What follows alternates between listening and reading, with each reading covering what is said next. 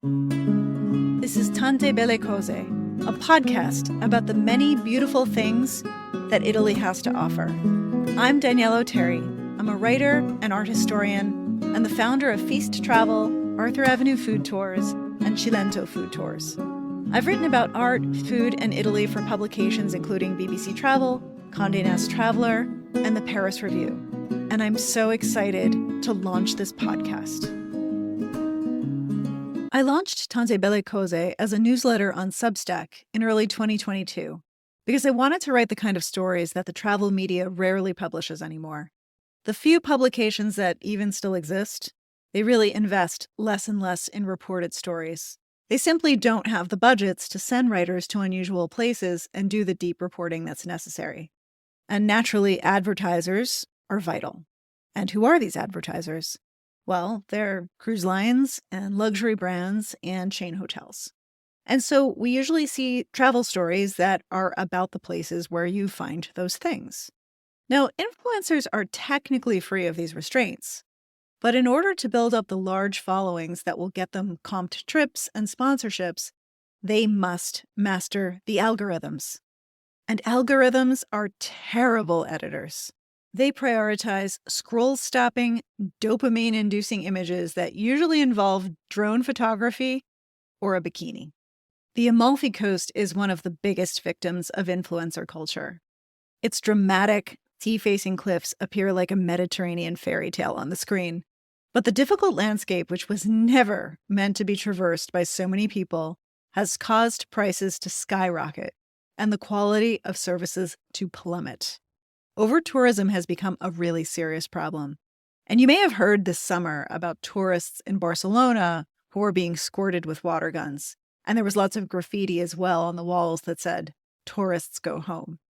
The island of Santorini in Greece is desperately trying to limit the number of cruise ships that can come into port because the local infrastructure is being crushed. And my friends in Florence, even the ones who themselves make a living in tourism, have said, there are just too many people, and it's making the city center completely unlivable for locals. But what's most untenable is that everyone is trying to do the same thing in Florence. They're all going to one particular sandwich shop, or they want to take a picture in front of one of the wine windows. Meanwhile, there are palaces and churches around the city, built 500 years ago. They're free to enter, and they have paintings and sculptures inside that you'll also find in art history textbooks. And they're empty. With algorithms as the new editors, there are lists of exactly where to stand for an iconic photo in Florence or Capri or the Amalfi Coast. And yeah, you'll get the gorgeous shot to post on Instagram. But you usually now have to wait in a long line just to take the picture and pretend that, you're there by yourself. Waiting in that line of tourists is the memory that you're going to have of that place. And I think you deserve better. Now, Italy stands out as a travel destination, not just because of the food and all of the amazing history, but because it's a place to slow down and savor life. Italians are the masters of just living. And listen, I don't want to perpetuate any stereotypes about la dolce vita. I can feel my Italian friends and family saying, Danielle, it's easy for the tourists to have la dolce vita, not so easy for the Italians. And they're right. But what I know for certain is that there is no other place in the world where the quality of simple experiences can be so rich. Italy is the place where I feel most alive. And the profound moments I've had there, it's never been during one of these highly coveted Colosseum underground tours, or anywhere in a crowd full of tourists for that matter. I remember one time standing on the seafront in a town called Pizzo in Calabria, which is the toe of Italy's boot. And I was watching all of these local kids running straight from the schoolyard toward the sea. And there was one grandmother with one of the kids holding a backpack, sort of like holding a snack over his head. But the Tyrrhenian Sea was their playground, and it was just this beautiful moment. I've had this feeling eating a sfogliatella pastry in Naples, and I really had this moment in the Roman city of Baia. It's an ancient Roman resort, and half of it is underwater. You can visit the ruins by going scuba diving or snorkeling, but there are also ruins above ground, and there's an old bath complex. And inside there's an oculus that is 100 years older than the Pantheons. And I was the only person there. It was just me looking up at the sky and then watching the lizards scampering across mosaic floors that Julius Caesar once walked across. These are experiences that you can have and you should have, and they often cost a lot less than the stuff you're seeing on social media. And I think this is how you should use your precious time and your hard-earned money. So here's the bad news. Overtourism is going to get much, much worse. One of the big reasons is the cruise industry is booming. And as the baby boomer generation ages, they have no intention of staying home. They're taking a lot of cruises. And TikTok is a really powerful force. And those famous photos of people pretending to hold up the Leaning Tower of Pisa, those are like digital pilgrim's badges. And there's no sign of that slowing down. So if you don't want to pay a ticket to take a photo in front of the Trevi Fountain, because that's an idea currently being floated in Rome, you need to consider other destinations, and that's what I will discuss in future episodes. So let me offer you a preview of what to expect here on Tante Belle Cose. I'm going to offer two types of episodes. The first will be advice episodes, and this is where you'll hear from me and my most trusted friends and colleagues. Now, you may think that my ideas and opinions run counter to what you'll see on TikTok, but I am much more interested in connecting you with the best people and places that I know in Italy. The second type of episode are stories, and these are the episodes that I'm most excited to share. I have long been a super fan of Anthony Bourdain, and I miss his voice so much because he took us to places we never even knew we wanted to go. And so I want to give you stories that can become a guide. So much of what is popular in travel comes from popular culture because we need a good story to attach to. And it makes the IRL, the in real life experience, just so much more satisfying. And so I want to give you stories that you can transform into your own. Let me explain this in more detail. Entrance to the Colosseum is one of the most difficult tickets to get in Italy these days, and it's due in large part to the movie Gladiator. Now, I do think the Colosseum is a worthy experience, but only if you're really excited about it. Not because you just feel obligated or it's like something you should do that you have to do. The tickets are also really hard to get because last summer there was a bot developed by this terrible company that shall remain nameless, and they were purchasing the tickets in the seconds immediately after they were released to the public and then poaching them. But that's another episode and discussion for another time. So many people also visit Rome without even knowing that they are tracing the steps of the movie from the 1950s, Roman Holiday. The Spanish Steps are literally just steps in front of the Spanish embassy. But they're famous because of a scene shot there with Audrey Hepburn and Cary Grant. And even if you haven't seen the movie, it has become part of the public imagination, which is why so many people keep going there. So I want to give you more stories that you can experience for yourself. I want to give you stories that can become yours. Last year, I planned a honeymoon for a couple from Australia. They had nights in gorgeous hotels. They were in Capri, they were in Positano, because it was their honeymoon after all. But we also planned one day for them in the countryside of Irpinia, which is just 45 minutes north of Positano. Never heard of it? Yeah, nobody has. But pay attention because this is an amazing place. They were hosted for the day by my friend Sarah, who arranged a wine tasting for them at a family-owned vineyard. Rita, who is a winemaker and a sommelier, cooked a beautiful homemade lunch for the guests, and the rest of the family joined as well, along with the vineyard dog.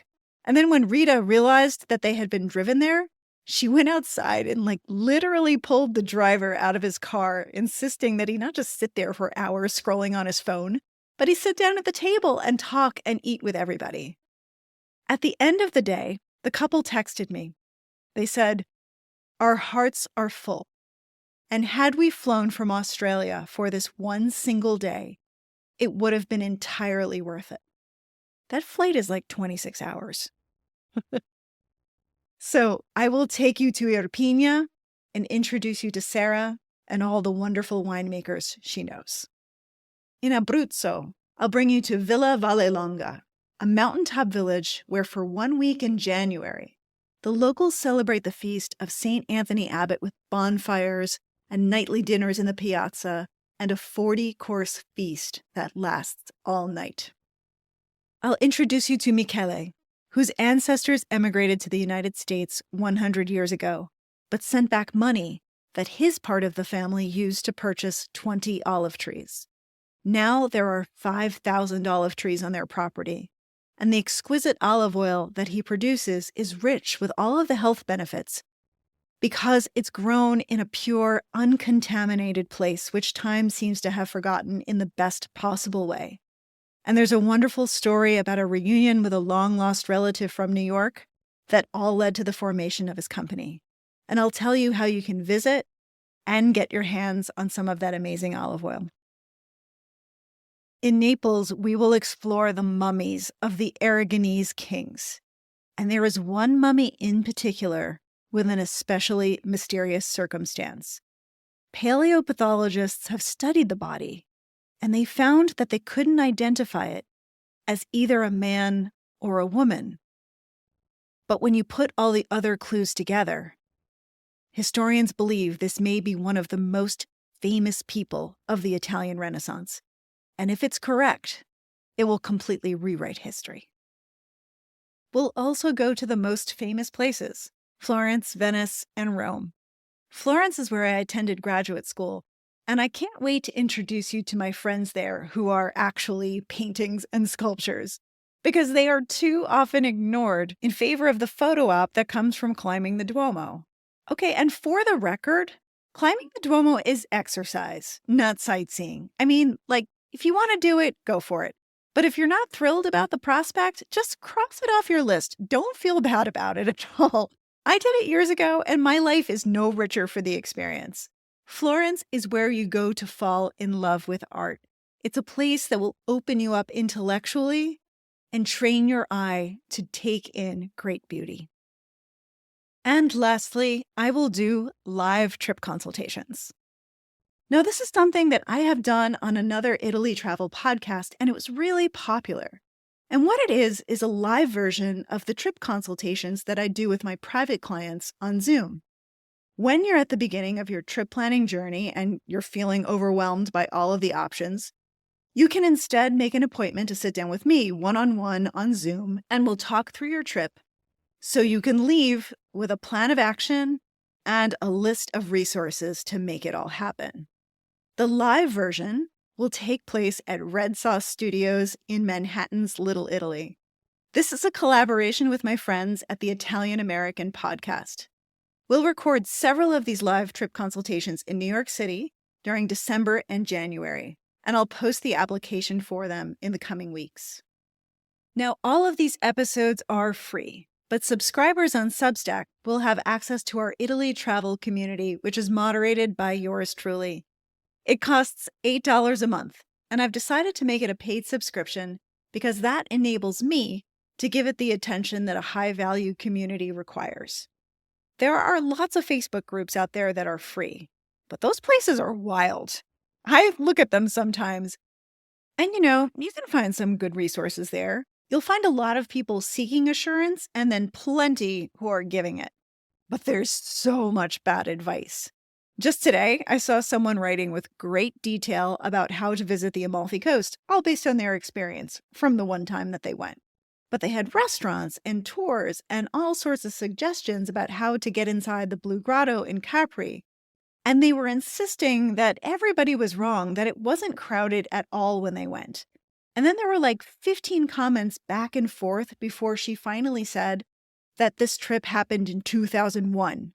So I'm betting it probably also happened right after 9/11 when nobody was traveling. And, this was also before iPhones, social media, Airbnb, EasyJet, Google Maps, to name a few. The world has changed, folks. And if you're relying on advice from somebody who went before 2020, it's different now. The Tante Belle Cose community will be the antidote to all of that. And after each episode, I'll open up a thread for subscribers to join the conversation. I can't wait to begin this journey with you, and I look forward to your ideas and questions and to building a community of people who want to have the richest, most meaningful experience of Italy possible. Please share this on social media and tell your friends. If you're listening to this right now on Spotify or Apple Podcasts, please hit the subscribe button so that all future episodes will automatically populate in your feed. And this is entirely free, but it helps me enormously because, I got to deal with the algorithms too. But if you want to be part of our paid community, you can subscribe on Substack. The link is in the show notes. This is Tante Belle Cose, a podcast about the many beautiful things that Italy has to offer. I hope you'll join us, and thank you so much for listening.